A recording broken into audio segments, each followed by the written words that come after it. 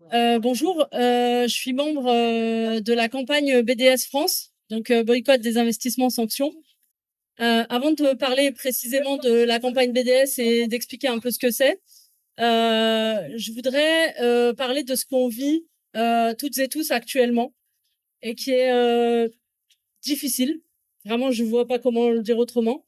C'est une épreuve de vivre dans un pays qui soutient le génocide d'un autre peuple. C'est une épreuve de vivre dans un pays où, au plus haut sommet de l'État, il y a des propositions qui sont faites par des députés pour censurer la solidarité avec la Palestine, pour sanctionner les personnes qui sont solidaires d'un peuple opprimé, massacré, génocidé, et d'un pays où le président Emmanuel Macron continue à être un soutien de l'État d'Israël, même quand l'État d'Israël se permet d'arrêter les gendarmes de la diplomatie française à Jérusalem.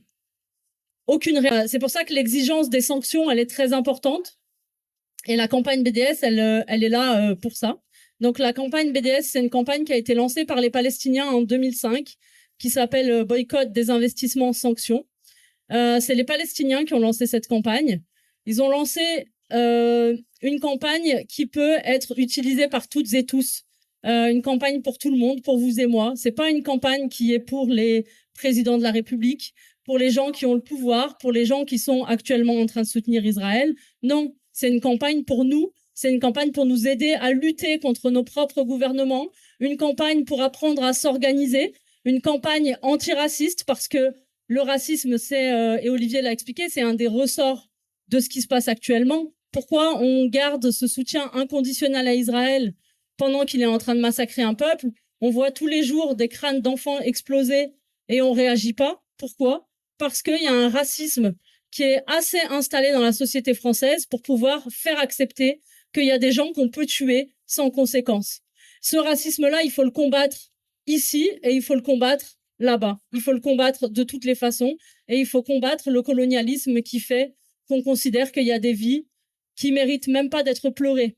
Et on a vu sur tous les plateaux télé depuis le début du génocide l'année dernière des gens venir expliquer que c'est pas pareil quand des enfants palestiniens meurent et des enfants palestiniens meurent, c'est pas pareil, etc. Et donc l'exigence de la campagne BDS, c'est quoi? C'est 3 revendications du peuple palestinien. La première revendication, c'est la fin de l'occupation et la colonisation, avec le démantèlement du mur, des colonies, etc. La deuxième revendication, c'est l'égalité des droits, la fin de l'apartheid, c'est-à-dire que quand on est palestinien, on n'a pas les mêmes droits que quelqu'un qui est né israélien. Et même pour les Palestiniens de 48, c'est-à-dire les Palestiniens qui vivent à l'intérieur de l'État d'Israël, on est en Cisjordanie, il y a la colonisation, la vie qui est impossible parce que des checkpoints, des empêchements de circuler, de la reconnaissance faciale qui surveille les gens et qui les empêche de se déplacer, de vivre. Et dans la bande de Gaza, c'est carrément un blocus depuis 17 ans. Plus rien n'entre et ne sort sans l'action d'Israël.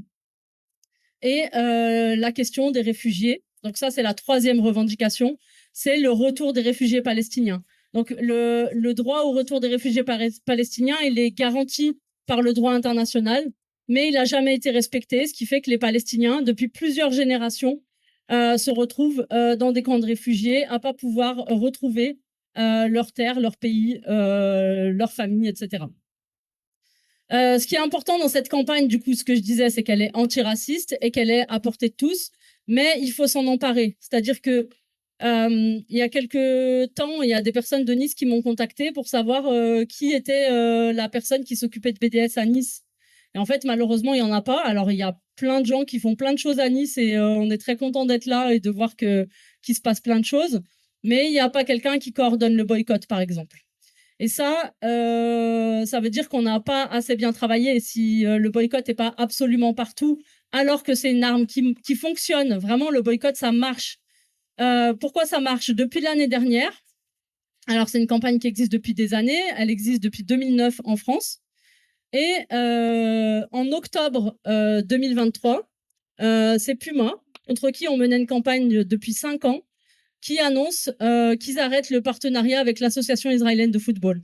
On a mené 50 campagnes. 50 campagnes. Donc c'est long, c'est pas quelque chose qu'on obtient tout de suite. Mais n'empêche que quand on fait quand on organise des campagnes, on sait qu'on va les gagner en fait. Et ça, c'est hyper important de le savoir. C'est-à-dire que les gens, ils nous demandent, mais pourquoi vous boycottez pas ça et ça et ça et ça? En fait, on a une liste stratégique qui est organisée par ordre de priorité, par ordre de complicité avec l'État d'Israël. Mais quand on mène une campagne, on ne la lâche pas tant qu'on l'a pas gagnée. Ce qui fait qu'on va toutes les gagner à la fin. Et on a gagné une partie avec AXA. AXA qui d'abord s'est désinvesti d'Elbit System il y a quelques années, puis ensuite vient de se désinvestir de 5 banques israéliennes. Et il reste encore des complicités dans des financements dans l'armement. Et donc, on va continuer la campagne contre AXA jusqu'à ce qu'on gagne. Et c'est en cours, ça va venir. Carrefour, c'est pareil, c'est une campagne de boycott qui est hyper importante. Carrefour, c'est une entreprise française qui est allée s'installer en Israël, qui est allée signer un accord de partenariat avec des entreprises sur place. C'est quoi l'intérêt de Carrefour d'être là-bas? En fait, les colons, il y a des colons qui partent de France chaque année et qui vont s'installer en Cisjordanie. Mais qu'est-ce qu'ils veulent, ces colons? Ils veulent pas tout perdre. Ils n'ont pas envie d'aller vivre dans un pays où ils n'ont pas leurs repères. Et qu'est-ce qu'offre Carrefour? Carrefour leur offre des repères.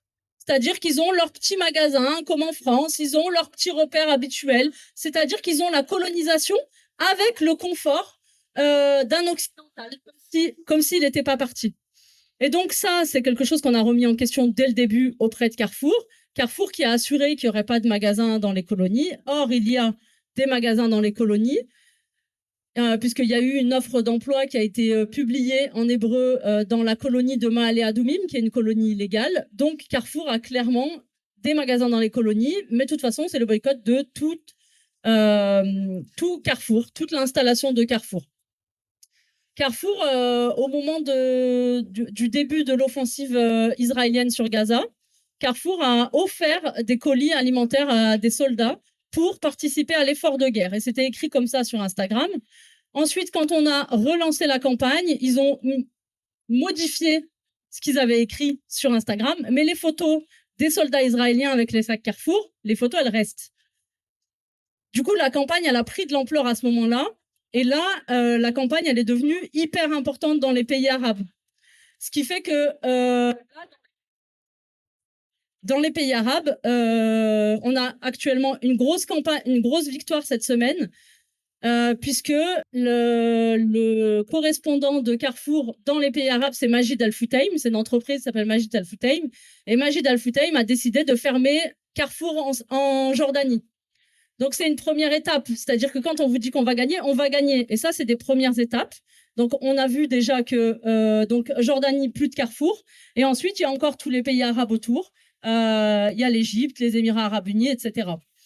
Ce qu'il faut, c'est que dans les pays arabes, ils sont en train de faire un travail intense contre Carrefour et contre McDonald's. Et ici, il faut l'intensifier. C'est-à-dire que c'est une entreprise française, en fait. C'est notre problème. C'est notre histoire, cette histoire. C'est-à-dire que c'est une entreprise française de notre pays qui participe à l'oppression des Palestiniens. Donc là, c'est à nous de mettre le paquet. C'est à nous d'intensifier la campagne. Il y a déjà eu pendant la dernière Assemblée générale des personnes qui sont allées à l'Assemblée générale du groupe Carrefour poser directement des questions à Bompard pour lui demander des comptes. Alexandre Bompard, hein, pas le député. Alexandre Bompard pour lui demander des comptes sur son activité en Israël. À chaque fois, il a botté en touche, il a fait des réponses, mais il voit qu'il y a une pression. Et cette pression, il faut l'intensifier. Il faut vraiment que ça devienne insupportable pour Carrefour de rester en Israël. Il faut que le coût soit très important. Et c'est quelque chose qu'on peut gagner très facilement. Il y a aussi, au-delà du boycott économique dont j'ai parlé avec des cibles, il y a aussi le boycott culturel et le boycott sportif. Israël est en train de massacrer les Palestiniens, est en train de commettre un génocide. Et en même temps, Israël vient faire une petite prestation à l'Eurovision et puis un petit match à Paris face au PSG. Et donc, tout ça, le fait de normaliser qu'Israël, à la fois, est en train de commettre un génocide, à la fois est le bienvenu dans nos compétitions, dans nos concerts, dans nos spectacles, etc. Mais ça, c'est inacceptable. Et ça, c'est quelque chose qu'il faut remettre en question. Il faut remettre en question ces complicités avec l'État d'Israël. C'est pas un boycott des individus parce qu'ils sont israéliens, c'est un boycott de l'État d'Israël qui vient redorer son image grâce à du spectacle, grâce à du sport, etc. Donc, on l'a vu, on a eu un très bon exemple de ce qui est possible de faire quand la Russie a attaqué l'Ukraine. Quand la Russie a attaqué l'Ukraine, en moins de 2 semaines, le monde entier avait appliqué des sanctions contre la Russie. Puma s'était retiré de la Russie. Ils étaient interdits de participer aux Jeux Olympiques. Ils n'avaient plus le droit de participer aux compétitions internationales. Aux Jeux Olympiques, ils ont dû y aller sous bannière neutre, sans le drapeau russe. Et donc, on demande exactement le même niveau de sanctions pour Israël que pour la Russie, puisque la vie des Palestiniens, elle vaut le même prix que la vie des Ukrainiens, tout simplement. Et donc, comme je ne peux pas vous retenir toute la journée pour discuter de la campagne BDS, je vous invite, vous pourrez vous inscrire par ici. Demain, j'anime une formation sur la Palestine et la campagne BDS. Donc, faut pas hésiter à vous inscrire et du coup, on se verra demain et on aura le temps de plus discuter, poser les questions. Voilà, ça me fera très plaisir de vous retrouver et on pourra discuter d'organisation concrète aussi de cette. Merci beaucoup pour votre attention et bravo pour toutes les mobilisations à Nice. Et j'espère que bientôt, vous allez mener de belles actions BDS et on sera très fiers de ça. Merci.